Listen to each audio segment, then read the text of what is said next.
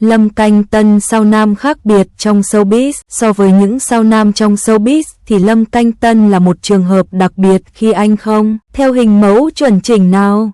Là người của công chúng, các ngôi sao trong showbiz Hoa ngữ thường sẽ cố gắng xây dựng cho bản thân hình tượng chuẩn chỉnh và hoàn hảo nhất có thể. Nhưng Lâm Canh Tân lại là một trường hợp ngoại lệ khi anh không cố gắng xây dựng hình tượng cho bản thân, không chạy theo sự nổi tiếng và cũng không để ý đến ánh mắt người đời. Nổi tiếng không phải là tất cả. Lâm Canh Tân bắt đầu đi đóng phim từ năm 2011 và anh nhanh chóng được khán giả chú ý tới với bộ Kinh Tâm. Sau khi thành danh, nam diễn viên hoạt động rất chăm chỉ. Mỗi năm anh có 2-3 bộ phim lên sóng và xuất hiện trước công chúng với tần suất dày đặc. Năm 2017, Lâm Canh Tân bước đến đỉnh cao sự nghiệp với thành công của Sở Kiều Truyện, giúp anh trở thành ngôi sao được săn đón bậc nhất thời bấy giờ. Những diễn viên khác khi đã có cơ hội đại bạo như vậy thì sẽ nhân lúc đang nổi nhất để tìm kiếm các kịch bản chất lượng và tiếp tục đưa sự nghiệp lên tầm cao mới. Chỉ mỗi Lâm Canh Tân là khác. Sau Sở Kiều Truyện thì anh đã mất hút 3 năm và bỏ qua giai đoạn hưng thịnh nhất trong sự nghiệp. Trở lại màn ảnh nhỏ vào năm 2020, ngôi sao 8X này đóng phim nhưng mỗi năm chỉ có một dự án lên sóng. Lâm Canh Tân thuộc kiểu thích thì nhận phim, anh sẽ dành thời gian để nghỉ ngơi nếu không tìm được kịch bản phù hợp. Đối với Lâm Canh Tân thì nổi tiếng không phải là tất cả, anh cũng không chạy theo lưu lượng hay luôn phải giữ cho mình nhiệt độ nhất định. Nhìn vào đại đa số các nam diễn viên showbiz hiện nay, Lâm Canh Tân đúng là không giống ai. Tự do làm những điều mình thích. Một điểm ở Lâm Canh Tân khiến anh được khán giả yêu thích, đó chính là sống thật với bản thân và không quan tâm đến cái nhìn của người khác. Thời điểm ngôi sao Giữ Phượng Hành mới nổi, anh khiến công chúng kinh ngạc khi vài bữa lại lên trang nhất vì những tin tức hẹn hò và thay người yêu như thay áo. Nhìn vào những ngôi sao xây dựng hình tượng chuẩn chỉnh như Trần Hiểu hay Trương Nhược Quân thì rõ ràng một công tử đào hoa giống Lâm Canh Tân khiến công chúng khó chấp nhận được. Vì thế mà từng có một thời gian, cư dân mạng không thích việc Lâm Canh Tân chỉ xuất hiện với tin hẹn hò chứ không phải là những chuyện liên quan đến sự nghiệp. Chỉ có điều, những phản hồi trái chiều ấy không ảnh hưởng gì đến Lâm Canh Tân. Anh sống theo cái cách mà anh muốn. Có phim thì nhận, hẹn hò thì hẹn hò chứ không có ý xây dựng cho mình một hình tượng hoàn hảo nào cả. Có lẽ tình sử của ngôi sao 36 tuổi này dài thật nhưng anh chưa từng bị bóc phốt hay có những thị phi liên quan đến chuyện tình ái giống như người bạn thân Vương Tư Thông.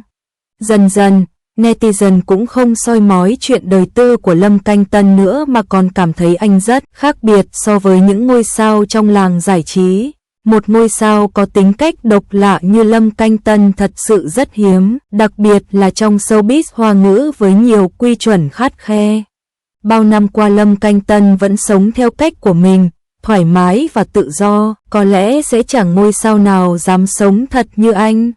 Vai diễn người chồng gia trưởng của Lâm Canh Tân gây phẫn nộ cực điểm. Phương Hiệp Văn do Lâm Canh Tân thủ vai trong phim Câu chuyện Hoa Hồng, khiến khán giả phẫn nộ cực điểm vì hành động gia trưởng, thích kiểm soát và ghen tuông mù quáng.